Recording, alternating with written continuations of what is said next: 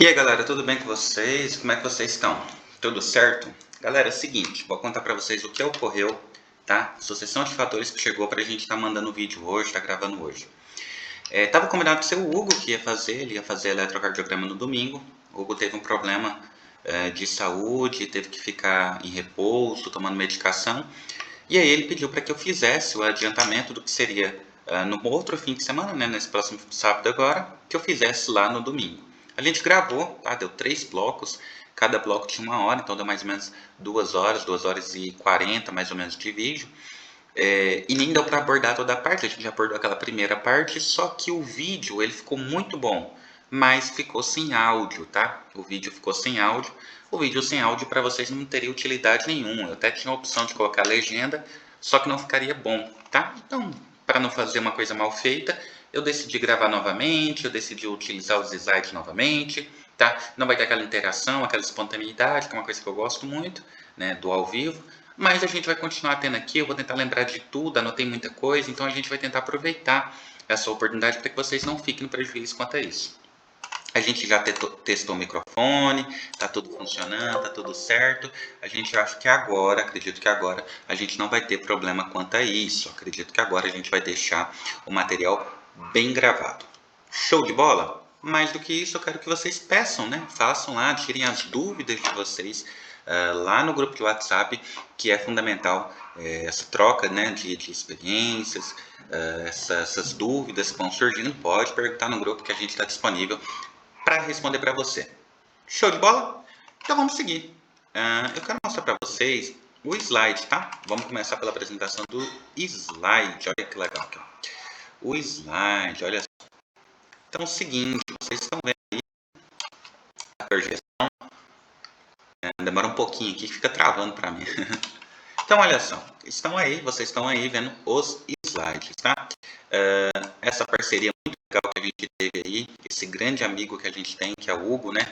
Hugo Fescher, pessoa que admiro muito, inteligência incrível, e que vai com certeza aprimorar aí para vocês em bons frutos, tá? Aproveitem bastante, tá? Degustem bem, né, esse material que está chegando para vocês.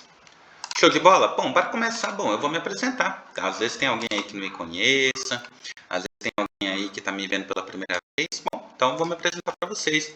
Meu nome é Wender, tá? Eu sou enfermeiro, graduado no Instituto de Ensino Superior de Rio Verde. Utilizava o nome fantasia de faculdade objetivo, tá? Desde 2017, concluí meu curso em 2017, ingresso em 2014. Sou pós-graduado na FAC Minas em Saúde Pública, sou pós-graduado em Vigilância Sanitária pela FAC Minas, sou pós-graduado em Terapia Intensiva e Urgência e Emergência também, e fui enfermeiro durante um tempo aí da minha vida, fui enfermeiro de UTI, pronto-socorro, tá? Clínica médica, clínica ortopédica, já trabalhei em setor de regulação, já trabalhei em setor de núcleo de qualidade de educação permanente, conheço muito de CCH, conheço muito da parte legal, de auditoria, já tenho uma certa experiência aí, né? Já trabalhei bastante, graças a Deus. E o meu maior orgulho, que é o curso, né? A gente criou o Instituto Luiz Miguel, né? Isso lá em 2022, a gente criou uma empresa chamada Instituto Luiz Miguel, onde o nosso foco era prover cursos de qualificação, cursos de reciclagem, cursos de treinamentos, simpósios, toda essa prestação de serviço que a gente se dispôs a fazer nos últimos anos, e aliado a isso a gente começou a trabalhar com concurso público hoje o nosso portfólio ele é mais voltado para concurso público do que necessariamente para qualificação, para reciclagem. Houve muito mais demanda, por incrível que pareça, até me surpreendi, tem muito mais procura por concurso, então eu também estudo muito para concurso, estou sempre estudando, e a gente tem acumulado aí 9 aprovações em concurso público, já passei em concurso estadual, já fui aprovado em concurso municipal, aprovado em concurso estadual, né, e agora estamos indo atrás do concurso federal, né, o grande sonho aí, indo atrás da aprovação do concurso federal, que aí é o fim, né? Aí vamos ficar só com a empresa e com o concurso, ou em dado momento às vezes sai do concurso e fica só com a empresa, que espero que, se Deus quiser, vai abençoar bastante nos próximos anos. Tá? Só um pouquinho da minha história, da minha vida, da minha profissão. Galera, é o seguinte, vamos lá. Afinal de contas, o que é IoT, né? O que é a intubação orotraqueal? E a pergunta mais importante, quando devemos fazer, né? Quando devemos pensar, analisar, condicionar a questão da intubação orotraqueal? Cursos por aí, não é falando mal, mas falando a realidade, a maioria dos cursos que tem por aí, eles não estão muito preocupados em desenvolver o senso crítico, eles estão mais ali preocupados em ensinar quando que tem que aspirar, qual que é a numeração do tubo, qual que é o posicionamento da cânula, como que faz lá, como que é a forma correta de fazer a forma correta de fazer a fixação do tubo, e eu acho que o curso ele tem que ser muito além disso. Eu acho que isso é muito pouco quando a gente fala desse universo tão rico e tão cheio de especificidade quanto é a ventilação mecânica, quanto é a via aérea avançada, quanto é a via aérea superior, quanto é os equipamentos, os insumos, né? É muito mais que isso. E eu não dou conta de só ensinar o básico. Eu acho que a gente tem que formar a base, tem que formar o conceito, a gente tem que formar o senso crítico. Essa é a palavra que fica no fim. Vocês vão fazer sozinhos, vocês têm que saber por que vocês estão fazendo, como fazer e onde fazer. Eu acho que aí fica bacana, aí de fato aprende e sai daquela decoreba que todo mundo faz por aí, que eu não gosto não. Eu gosto que a gente pega a coisa pela raiz, é assim que a gente tem que ser bem metódico, não tem como, é assim que as coisas têm que acontecer. Então, ó, a intubação é uma emergência, tá? Intubações são emergências. Ah, Wender, mas houve uma intubação seletiva. Ainda é emergência, tá? Apesar da intubação seletiva, apesar da gente estar com a equipe posta, apesar da gente estar ali com tranquilidade para conversar com o paciente antes de fazer a intubação, ainda é uma intercorrência. Tem um médico chamado Dr. Edgard, ele fala uma frase que eu gosto muito, apesar de não concordar com ela totalmente, mas é uma frase que ela é muito verdade. Ele diz que a intubação eu vou matar o paciente para depois salvá-lo. Claro que essa frase fica muito estranha quando a gente está falando de profissionais da saúde. Eu não diria matar, mas eu diria que eu vou desligar, né, toda a percepção do paciente, vou desligar o músculo ventilatório, eu vou desligar sensorial, eu vou desligar o neurônio motor, eu vou desligar tudo que for necessário para que a gente consiga manter o paciente artificialmente. Então matar não seria legal, talvez ali desligar, tá, para manter artificialmente. Agora é o seguinte, por que eu tenho essa necessidade de desligar o paciente? Por que eu tenho essa necessidade de utilizar o pulmão de aço, que nem existe mais, né? Hoje é tudo ventilação mecânica, todos os respiron, o ventilador aí que a gente tem por aí. Por que tem essa necessidade? Depende, tá? Depende. Assim como no direito, né? Na saúde também tudo depende. Depende para quê? Em casos de trauma cranioencefálico, onde a gente tem até perca de massa encefálica, o traumatismo de médio para moderado, né? Nesses casos, tem que ter a intubação para preservar a via aérea. Eu vou mostrar para vocês a escala de Glasgow, vou mostrar para vocês quando que essa escala ela vai indicar para vocês que a intubação é possível. Tem uma outra escala que a gente avalia também, que é a relação PF e a gasometria. A gasometria eu vou trabalhar separado com vocês, é um conteúdo mais extenso, envolve mais entendimento, então eu quero fazer de uma forma diferenciada.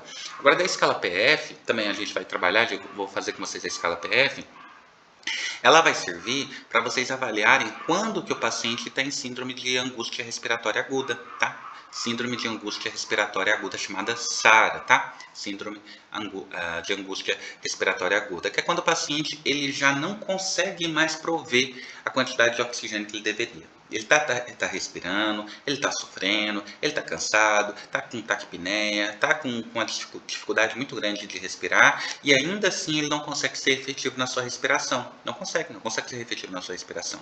Então, por conta disso, a respiração tem que ser suplementada. De primeiro momento seria por catéter nasal, aí a gente evolui para uma máscara, né? Uma máscara não inalante, mas por fim, por mais que a gente utilize oxigênio, a melhor forma talvez seja, no final das contas, dar um descanso para o paciente e deixar ele em ventilação mecânica. A ventilação mecânica ela pode ser utilizada nas mais variadas formas, tá? Ela pode ser usada na urgência, quando o paciente tem um acidente, um trauma, né? Quando o paciente é vítima de hemorragia, e aí a gente vai, né, uma forma de tentar estabilizar é garantir ventilação, e aí tentando fazer volume, tentando fazer uma transfusão, não é isso? Também pode ser utilizada em cirurgias eletivas, né? Cirurgias eletivas, dependendo da cirurgia que a gente for fazer, é indicado que a gente faça ventilação mecânica para ter a garantia da respiração do paciente. Às vezes, dependendo do equipamento anestésico, da medicação anestésica que eu vou fazer, eu vou ter uma depressão respiratória e aí é indicado que a gente faça ventilação mecânica para garantir que o paciente mantenha parâmetros normais, parâmetros esses que a gente pode ir configurando. E a ventilação mecânica também serve em caso de doenças neurodegenerativas, tá? Doenças neurodegenerativas. Eu conheço algumas que têm uma efetividade muito grande da ventilação mecânica, tá? A mais conhecida delas é a esclerose lateral amiotrófica, uma doença que eu trabalho com ela já tem alguns anos, que é a ELA, né? A esclerose lateral amiotrófica, ela causa a morte do neurônio motor, né? O neurônio motor, ele vai morrendo, vai perdendo essa capacidade de fazer o potencial elétrico, né? O impulso elétrico, vai perdendo, e aí você vai perdendo o controle de todos os músculos do seu corpo. Um dos músculos que é muito importante para a sua respiração, talvez o mais importante, o diafragma, mas além dele a gente tem os músculos acessórios, né? Músculo abdominal e os músculos intercostais, que são fundamentais para garantir sua respiração de forma efetiva, tá? Para garantir sua respiração de forma efetiva em doenças neurodegenerativas, no caso a esclerose lateral amiotrófica, que atinge o neurônio motor. Show. Mas aí são fases, né? A gente começa com a ventilação ali, talvez um BiPAP no começo, e aí chega no momento que a gente tem que realmente ir para a traqueostomia, e aí faz, né, um equipamento portátil chamado de Respiron, que é um ventilador mecânico, só que reduzido, que ele faz essa função. Importante para vocês saberem, BiPAP ele serve para essa situação que a gente está diante aí de um paciente que está com uma doença neurodegenerativa, no caso, esclerose lateral amiotrófica, a gente precisa dar uma suplementação na respiração dele, eliminar aquela parte da respiração que é inaudível, ou seja, aquela parte que está colabada, é necessário fazer o BiPAP. Já o CPAP é um equipamento que é utilizado para as pessoas que têm apneia do sono, pessoas que roncam muito, né?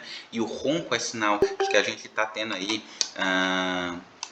problemas aí com relação à saída do ar, né? Isso pode estar ligado a peso, isso pode estar ligado, sei lá, um desvio de septo, enfim, não está conseguindo respirar bem de forma efetiva, e aí faz um ronco muito alto. Então, normalmente uma pessoa, ela não sabe que tem, normalmente ela é casada e ela descobre que tem, porque o marido reclama, a esposa reclama que está roncando muito alto, e aí, né, vai no médico, faz lá os exames lá, e aí chega na conclusão de que ela tem ali, uma dificuldade de respirar enquanto dorme, e aí tem que fazer o uso do CPAP enquanto dorme, que é para garantir a respiração, até para evitar uma causa de morte até que ocorre, né, por incrível que pareça, chamada apneia do sono. Que a pessoa vai roncando, de repente ela para de respirar, acorda assustada, não está entendendo o que está acontecendo, depois volta a dormir, e aí sem ter um marido do lado, ou seja, ter um sistema de vigilância do lado, ela nunca vai saber que isso aconteceu, né, e aí o problema vai piorando, até que um dia ela entra em apneia e pode morrer por hipóxia, tá? Pode chegar ao ponto de morrer por hipóxia. Então esses são os pontos, isso é quando a gente pode utilizar, e o que é a ventilação, o que é a intubação. Tá? Então a intubação é uma emergência que a gente tem que interceder. Tá? A maioria das intubações que ocorrem acontece no pronto-socorro, acontece também em UTI, mas acontece muito mais em pronto-socorro, onde a gente tenta estabilizar o paciente, ou para mandar lá para a clínica médica, ou para mandar para a UTI, né? Então a maioria das intubações são lá, mas acontece intubação em UTI também, acontece intubação em centro cirúrgico, acontece intubação, pode acontecer intubação em qualquer ala do hospital, ele pode acontecer perfeitamente comum. Show de bola? Então é isso. Vamos lá para a próxima? Então, ó, seguinte, a gente tem aqui, ó, vamos falar um pouquinho de fisiologia, fisioanatomia, né? Olha só o que a gente tem aqui. A gente tem aqui uma via aérea superior, e aqui, ó, logo no começo eu já vou mostrar para vocês aqui o nariz, né? Essa cartilagem que fica aqui, né? E ela tem uma função muito importante, tá? Não é só para segurar o óculos, não. Ela tem muitas funções. E a função do nariz, a primeira função dela, acontece logo aqui na entrada do ar, no vestíbulo nasal, né? No vestíbulo nasal, né? Também chamada aqui a asa, né? A asa do nariz, né? No vestíbulo nasal, que é a primeira função do nariz. Na verdade, a gente tem 3 funções para o nariz. A primeira é filtrar, a segunda é aquecer e a terceira é umidificar, tá? Filtrar vai ser pelos cílios, tá? Então, aqui dentro do nariz tem alguns cílios que ficam aqui, que eles servem para filtrar o ar ambiente. Você não consegue ver, mas o ar ambiente ele não é 100% limpo não, tá? Ele não é não. O ar ambiente ele é cheio de poeira suspensa, poluição de veículos automotores que emitem fumaça, né? Às vezes a pessoa trabalha com carvoaria, né? E aí aquilo fica solto, a pelugem no ar, não sei, nem se chama pelugem, fica suspensa no ar e tudo isso não pode chegar diretamente no pulmão. E uma das formas que a evolução criou, né, Deus criou, a evolução criou, para criar uma segurança a mais, são cílios, que é uma forma de filtrar. Quando esses cílios estão bem cheios, né, a pessoa fica secretiva, ela tenta escarrar, tenta espirrar, né, tenta tirar essa secreção, né, porque ele já tem muita secreção ali que está acumulada, não está conseguindo retirar. Beleza? A segunda função ela fica aqui, ó, ela fica aqui nas conchas nasais. As conchas nasais elas vêm atender a segunda demanda, que é dessa via aérea superior, que é aquecer o ar, tá? Aquecer o ar é muito importante. Quando a gente está nos dias quentes, tá? Dias muito quentes, existem algumas pessoas que elas colocam sangue pelo nariz. Por quê? A umidade do ar está muito baixa e o nariz ele não está conseguindo ser efetivo na sua umidificação.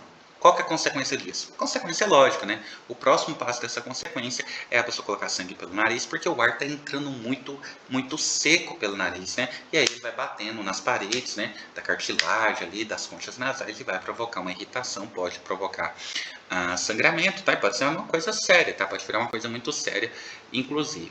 Inclusive, quando você não respira pelo nariz, você está correndo, por exemplo, lá na academia, ou está correndo no parque, você vai sentindo que a garganta, né? Você vai começar a respirar pela boca, para de respirar pelo nariz, começa a respirar pela boca, e aí você vai sentindo que um ar seco vai se formando na garganta, além de secreção, um ar seco, bastante seco, vai formando na garganta.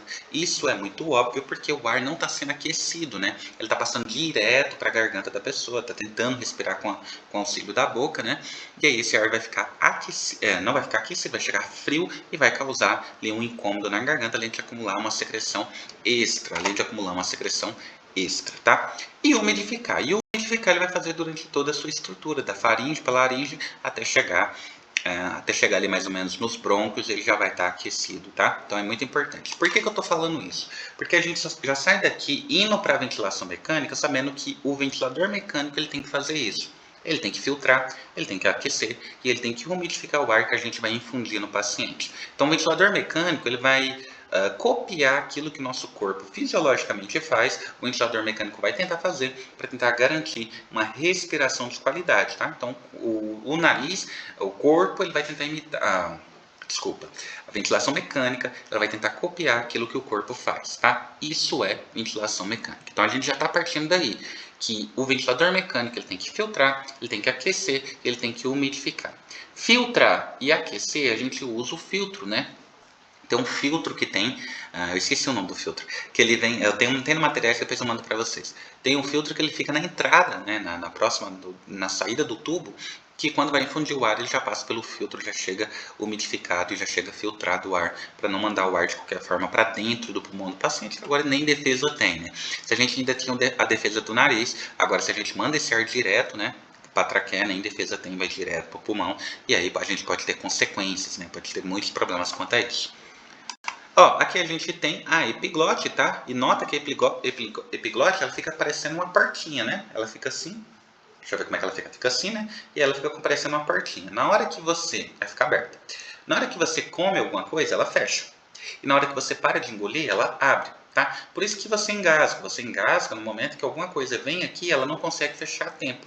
Passa para a traqueia e aí você começa a tossir com tentativa de expulsar, seja um líquido, né, seja algum pedaço de alimento, né, o nome disso é disfagia, tá? Acontece muito com idosos, acontece muito com pessoas que têm doença neuromotor, né, degenerativa, que é a chamada disfagia. Então, é uma falha da glote, né? A glote não conseguiu fechar na hora de fazer a deglutição, né? Ela não consegue fechar totalmente, ela ficou aberta, ou entrou uma parcial, ou entrou alguma parte ali para dentro da traqueia, e aí a pessoa na hora ela começa a tossir, começa a cuspir, né? E se isso acontece dentro do ambiente hospitalar, a gente vai chamar que houve uma broncoaspiração, tá? Um líquido ou alimento, ele entrou para dentro da traqueia, vai parar no pulmão, né?